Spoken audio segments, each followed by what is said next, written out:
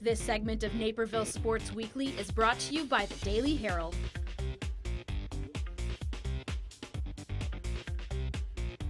I'm joined by Neuqua Valley varsity hockey head coach Dan Granato. Coach, thanks for joining me. Thanks for having us. You guys are off to an incredible start this year, 21-1. How are you guys able to get to such a hot start? Well, I think it's a combination of everything. Strong offense. Obviously, we could put the puck in the net. But I think what I like to this point, what I like most about our team is the commitment we have to the defensive zone and how we're playing in our own end. If you look at the stats closely, I think we've allowed the least goals against in the league. Coming into the year, I didn't know that was going to be the case. I thought our goaltending was good, and it has been really good. But we had 4 new defensemen to our team, and those 4 guys have played great, along with our two senior leader defensemen. And then the forwards have really stepped up their game and bought into our defensive zone system. And when you have guys saying, hey, we got to play defense before we play offense, that's a good thing because they understand where we need to be to win games. And so I'm most impressed with that. But I think it's just been a good team effort. There hasn't been a guy in the team that hasn't contributed to this point. And you mentioned the goaltending. You guys have got strong goaltending all year. Brandon Boy's been phenomenal, and Jack Blanchard really has come on as of late. He's recorded 2 shutouts this past week. Do you think you might have a goalie controversy as you head into postseason, or is it boys? No, I don't think we have a goalie controversy at all. I trust both of those guys to play. They're both solid goaltender. Brandon is a gamer. We saw that last year in the playoffs where he comes through and plays really strong in big games. So we'll be looking for that from him. And Blanche is going to get in there as well in the playoffs. They're both going to get to play in the playoffs. And if we think one of them has the hotter hand at that time, we'll give them an extra game or 2 and we'll go from there. But either one of those guys playing, everyone on the bench, all the coaching staff, we all have the utmost confidence in them. So no controversy there. Our goalie situation is better at Neuqua than it's been in a long time. We've got 4 really strong goalies. Our 2 JV goalies are very good goalies as well. So we're in a good spot with goaltending right now. Yeah. It's a good problem to have. Oh yeah, for sure. And in the forward play, you guys lead the league in goals, I believe, and your nephew Ben is second in the entire league in goals. What's it been like coaching him and watching him grow? Yeah, no, it's been fun. He's, I've seen him. I've been watching him play since he was little, and just to see his game progress, and then to have the season he's having this year, I'm not surprised. I mean, he has got a real knack around the net. He's got really good hands. When you think he's got a 50-50 battle, and he's going to come out on the losing end of it, somehow he always comes out with the puck. He plays with good balance, which is really important. And, playing on a line with Reed Martin and Thomas Factor for most of the season doesn't hurt either. But I'm proud of him. I'm proud of the way he's played. And he can kind of play any type of game that's being played, whether it's physical or whether it's a fast game, whether it's a game you have to kind of grind it out. He can do it. So I'm proud of him. I'm proud of all our guys. And he mentioned Reed Martin, one of the most fun players to watch. He's so skilled when the puck's on his stick. You guys got him to come over from a travel league a couple of years ago? Yeah, a couple of years ago he played some travel, and I think he was looking for a bit of a change, and we were a good option for him. And we had talked to him a little bit, here and there throughout. And I think he came and played last year, and he enjoyed the atmosphere that we have in our locker room and the atmosphere that we have during practices and games. And and he was a defenseman, honestly, with the travel team. And so he made the transition to forward. We needed some forward help last year. We didn't really need defense help.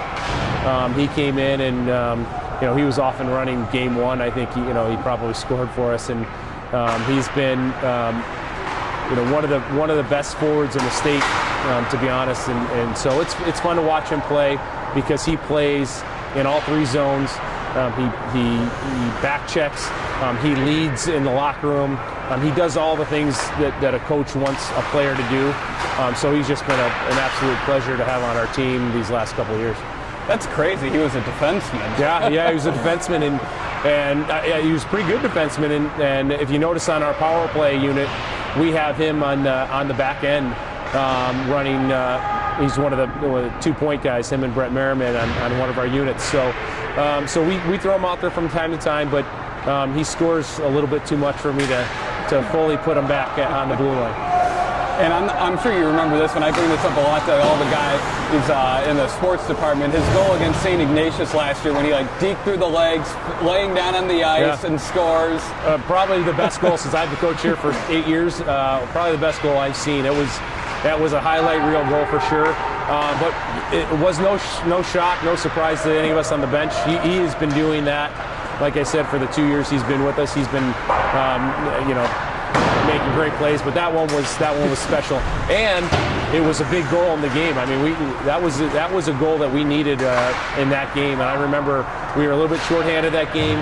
We needed to get off to a good start, and I think that was our second goal of the game to get us a 2-0 lead. So. He's got a knack for the dramatic goals. Yeah. And you guys are probably enjoying the best 3-year run since you've been the coach. You won the Illinois West Cup 2 years ago, finished runner-up last year, and this year it looks like you're poised to make another big run. Yeah, one step at a time. We're what we tell the guys, we have 3 goals here. The first goal is to win the league. To the regular season, and we're in a position to do that. I mean, we've got some work to do yet to get there. The second goal would be to win the playoff, which is tough. You saw Waubonsie last year, who was a fantastic team. They didn't find their way to winning the playoff, and it's just a testament to how our league is in the top end of our league. Night in, night out, anyone could beat anyone. So we'll take care of this first, the regular season, and hopefully we can get that done, and then we'll focus on the league playoffs, and then after that it's the state playoffs, which this year we're hoping to take that next step. We've talked about that all year, making that jump from the Sweet 16 to the Elite 8, and hopefully make a run, maybe get to the Final Four, and who knows, when you get that far, who knows what could happen after that. Right, and then we've played some really good teams the past couple of years in that tournament. You've been stuck in the round of 16 playing both New Trier Blue and New Trier Green. Yeah, we took this last month of the season here, and we've loaded up, starting with the Christmas tournament, and we've got Glenbard next weekend for a couple games. We're playing a travel team for a couple games. We're playing one of the Loyola, their second team, who's a really strong team, later on in the month. So we're going to get tested, and then we'll have our playoff. So we're going to get tested. We're going to have a lot of challenges. We're going to see if the guys can rise to the occasion. And the thought is by mid-February, we're hitting our stride, and we're playing our best hockey. And that's what happened last year, and that's why we made a little bit of a run. And we're hoping we can repeat that this year, but finish the job and make that next leap in the state tournament. Right, and then after that Game 3 against York, when I was talking to Matt Blanchard, he said, you guys really weren't expected to come that far. A lot of people thought it'd be Waubonsie and York potentially there, and you guys got hot at the right time. Yeah, I think the expectation now with our guys, and this goes back to the first teams I've coached here. We've had to build up to a point, and it comes from the guys in the locker room and them having a belief that they're going to win every game they play. And you're not going to win every game you play, but you have to think you're going to. And I think our guys, starting with 4, 5, 6 years ago, that started with them, and it came through guys like Tyler Kahanen and Evan Pardo and some of the guys, Alex DeFranco, some of the guys that played before the guys now, and it's rubbed off now on a Jeff Wick and a Sean Hertogs and a Justin Cerna, and those guys now have that winning mentality that hey, we're here to win the whole thing. We're not here just to be part of it and to be good. We're here to win, and I think that culture change has catapulted us. So the expectation is now it's win or bust for us. So it's a good thing, which is that's a good thing to have. And you brought up the Christmas tournament, and a little before that, you guys suffered your first loss of the league play to Waubonsie, and it looked like you were maybe a little flat a couple games What kind of adjustments did you kind of make? Did you shake up some lines to get ready for that Christmas tournament? Sure, we did. We actually we didn't shake them up too much, but we had a couple guys out of the lineup, so we had to kind of shake them up a little bit. And then we got into the Christmas tournament. We got off to a bit of a slow start, and I think game 2 of the Christmas tournament we changed the lines around pretty drastically. We thought the guys responded well, but you know, we try to change the lines and have guys play with it one another all season long. So they're used to doing it. So if ever we change them later on in the season, they'll be used to it. And then, you know, obviously the outcome wasn't what you guys wanted in that Christmas tournament. So it looked like you might have played your best hockey of the season, particularly against Providence Catholic, the state runners-up last year, and have some of the elite scorers in the league, and Jack Blanchard pretty much just shut them down. Yeah, I know. Jack had a great game. I thought we played a really smart, solid game. And what I've told the guys is we've got to play that way in every game. We just can't save those games for the Providence and the New Triers of the world. We have to play that way night in, night out, and that's the goal and the expectation. You know, you can't always do that. It's not always reasonable to do that, but I thought, I thought our defense played really well that game. I thought actually, there wasn't a guy in that lineup that night that did not play a good game, and you know, it was a good test for us, and we got to see what that next level is like, and what we'll have to face in order to get to the United Center, because you know that's the ultimate goal, and so I think our guys got a good taste of it, and we're gonna get a taste of it as we move forward here, and hopefully it'll make us better, and that's the goal. And a quick question about the Illinois West Cup: is it a trophy you pass on every year? Or is there a new one every year? I believe it's a new one every year, and the only reason I know that is because the cup we won 2 years ago is in my son's room, my 5-year-old's room right now, and he plays with it like it's his championship. When he scores a goal playing hockey in his room, he'll raise it above his head. So that's the only reason I know. But so I think it's a new cup every year, but I'm going to suggest to the league that they do one cup and pass it around. I think that means a little bit more. Yeah, I was kind of worried. I was like, where are they keeping that trophy? Yeah, so I can show it to you. I can show it to you anytime. I've got it. One of our guys, Alex DeFranco, who had it at his house, he showed up at our practice. We did an alumni skate about a month ago, and he showed up with it just to show the guys and everything. And then he forgot it, so I grabbed it. It's at my house, so we'll have to get it back to whoever it belongs to.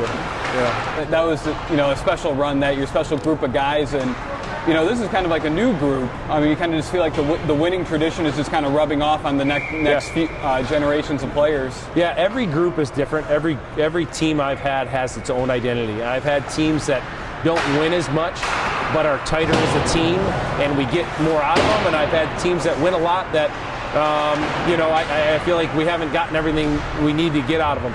That group 2 years ago was special. That was the first year we kind of made that jump.